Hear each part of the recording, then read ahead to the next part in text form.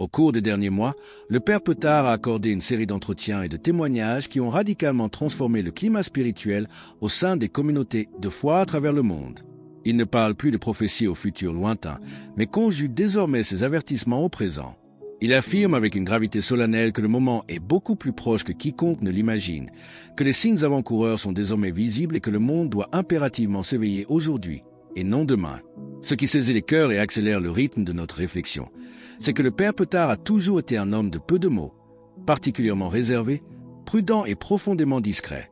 Il n'a jamais cédé au sensationnalisme et n'est jamais descendu dans la rue pour crier aveuglément que la fin était proche.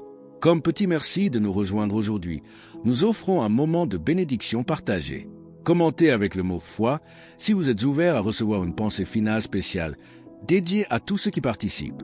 Et s'il vous plaît, appuyez sur « j'aime » si vous appréciez ce moment. Restez bien avec nous, car au fur et à mesure que notre histoire se déroule, nous découvrirons une perspective sur ces mystères sacrés qui pourraient vraiment vous surprendre. Pendant plus de 40 ans, ce prêtre a porté le poids écrasant des secrets de Medjugorje avec une dignité exemplaire, sans jamais chercher à exploiter la foi des pèlerins ni à propager une panique inutile. C'est pourquoi, lorsqu'un homme doté d'une telle droiture modifie si radicalement son ton pour parler avec une urgence absolue, le discernement le plus élémentaire nous commande de prêter une oreille attentive. Quelque chose de décisif s'est indéniablement déplacé dans le domaine spirituel. Le Christ lui-même nous a mis en garde dans l'Évangile selon saint Luc face à l'aveuglement spirituel. Prenez garde à vous-même, de peur que vos cœurs ne s'apesantissent par les excès, l'ivrognerie et les soucis de la vie, et que ce jour ne vienne sur vous à l'improviste. Quels sont donc ces 3 avertissements majeurs que la Vierge Marie s'apprête à manifester à notre génération? Depuis le tout début des apparitions à Medjugorje, la Vierge Marie a explicitement précisé qu'elle accordait à l'humanité un temps de grâce exceptionnelle, un sursis de miséricorde destiné à la conversion sincère des âmes avant que ne surviennent les événements qu'elle a qualifiés de châtiments. Elle n'a jamais dissimulé le fait que les choix de l'homme porteraient de lourdes conséquences, et les voyants ont souvent rapporté la voix à vue verser de poignantes larmes face à l'avenir de notre civilisation. La Reine de la Paix a annoncé que la purification de la terre se ferait à travers 3 avertissements distincts. Le premier sera un événement visible à l'échelle planétaire, un signe d'une telle magnitude que personne ne pourra l'ignorer et qui contraindra chaque être humain à s'arrêter pour scruter le firmament. Le deuxième avertissement sera plus direct et plus puissant encore, agissant comme un ultime appel du ciel avant le déploiement du 3e signe. Ce 3e et dernier témoignage sera permanent, indestructible et visible pour toujours sur la colline des apparitions, s'imposant à l'histoire comme une preuve irréfutable de la présence de Dieu parmi les hommes. Selon les indications récentes du Père Petard et les déclarations de plus en plus ouvertes des voyants, le premier de ces signes est désormais à notre porte. L'Écriture sainte, dans le livre du prophète Ésaïe, nous rappelle ses promesses de force et de stabilité pour ceux qui s'appuient sur le Seigneur. Les fortifications de tes hautes murailles, il les renversera, il les humiliera, il les jettera par terre, jusque dans la poussière. Mais celui qui espère en l'Éternel renouvelle sa force. Ésaïe 25, 12/40, 31. Lorsque cet événement se déclenchera, le temps de la préparation sera définitivement révolu. La confiance aveugle en un lendemain incertain constitue l'un des plus grands pièges spirituels tendus à notre génération. Comment pouvons-nous alors déchiffrer la crise morale de notre époque à la lumière de ces révélations imminentes? Pour comprendre la portée de ces avertissements, il suffit d'observer avec lucidité l'agonie du monde qui nous entoure. Les tensions géopolitiques s'exacerbent, les conflits armés se multiplient et les catastrophes naturelles frappent désormais des régions jusqu'alors totalement préservées. Nous assistons à un effondrement sans précédent des repères moraux, à l'éclatement des structures familiales et à un abandon tragique de la foi. Les églises se vident progressivement, tandis que les cabinets des psychiatres se saturent d'âmes angoissées, médicamentées à l'extrême, mais désespérément privées de paix intérieure.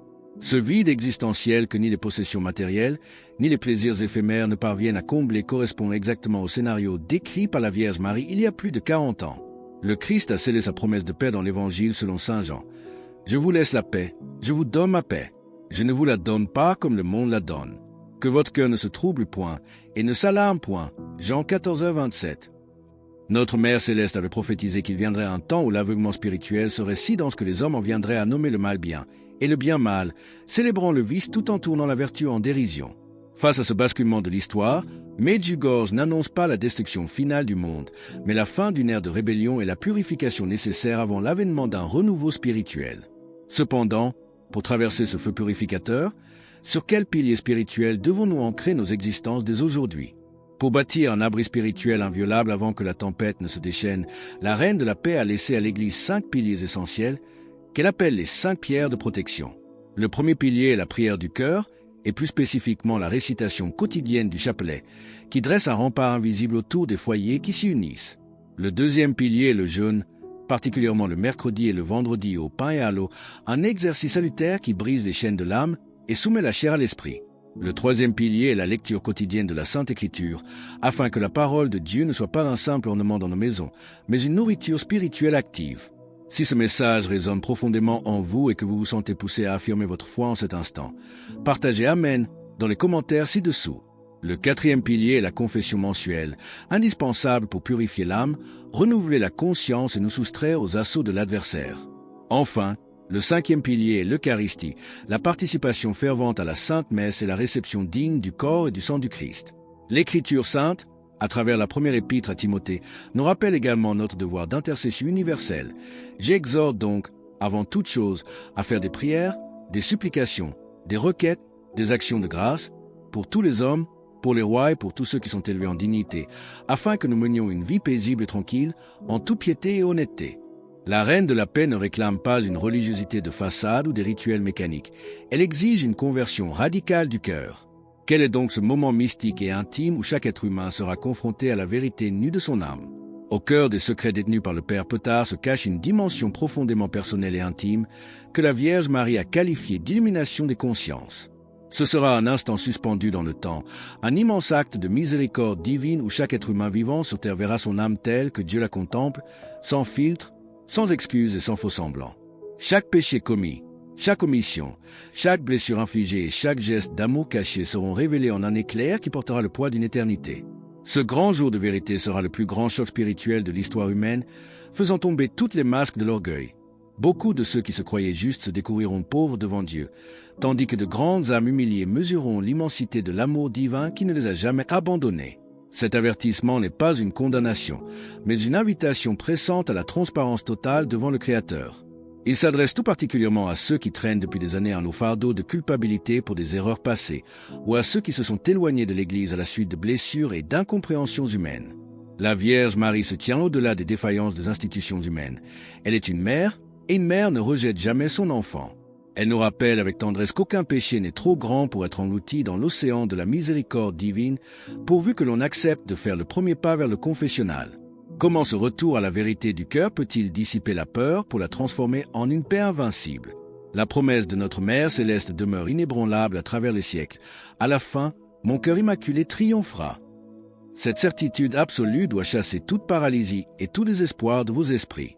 La peur humaine face au bouleversement du monde est compréhensible, mais elle doit se muer en une action spirituelle immédiate. Les prophéties ne nous sont pas données pour nourrir une obsession stérile des dates ou des catastrophes, mais pour nous arracher à la léthargie et à la paresse de l'âme. Le Père Petard porte quotidiennement la gravité de ces révélations futures, mais il en témoigne avec la paix parfaite de celui qui sait que le Christ a déjà vaincu le monde. Pour rejoindre notre communauté et ne manquer aucune histoire inspirante, pensez à cliquer sur « J'aime » et à vous abonner. Dieu choisit invariablement ce qui est petit, humble et caché pour accomplir ses desseins les plus grandioses, tout comme il a choisi un humble village de Bosnie-Herzégovine pour y déposer ses derniers avertissements à l'humanité. Le Christ nous a laissé ses consignes spirituelles majeures dans l'Évangile selon saint Matthieu. Veillez et priez, afin que vous ne tombiez pas en tentation. L'esprit est bien disposé, mais la chair est faible. C'est en embrassant cette vigilance que nous transformons nos vies de famille en forteresses imprenables. Comment cet appel ultime doit-il sceller notre engagement concret pour l'éternité? Ce temps de sursis qui s'achève sous nos yeux est une occasion unique de poser des actes concrets qui résonneront dans l'éternité. Le Père Petard nous rappelle que le moment de la moisson approche et que ce que nous semons aujourd'hui déterminera le salut de nos âmes et de celles de nos proches. Le Sauveur a scellé sa promesse de pardon dans le livre du prophète Ézéchiel. Ce que je désire, ce n'est pas que le méchant meure, c'est qu'il change de conduite et qu'il vive. N'attendez pas le déclenchement des événements pour pardonner à ce proche, pour ouvrir votre Bible ou pour vous réconcilier avec Dieu. Si les hommes savaient à quel point la Vierge Marie les aime, ils pleuraient de joie pendant des jours entiers. C'est cet amour maternel infini, jaloux et protecteur qui dicte chaque avertissement et chaque appel à la pénitence. En choisissant aujourd'hui de vivre les messages de Medjugorje, vous vous placez sous un manteau de grâce que nulle obscurité ne pourra jamais traverser. Le temps de la décision est venu. Choisissez la lumière du Christ et marchez avec assurance au milieu de la tempête. Alors que nous concluons sur cette certitude du triomphe final du Christ, nous vous invitons à déclarer votre foi. Commentez « Jésus est roi ci-dessous » pour affirmer cette vérité avec nous. Et votre parcours ne doit pas s'arrêter ici. Cliquez sur la vidéo qui apparaît maintenant sur votre écran pour un autre message puissant que nous avons préparé pour vous.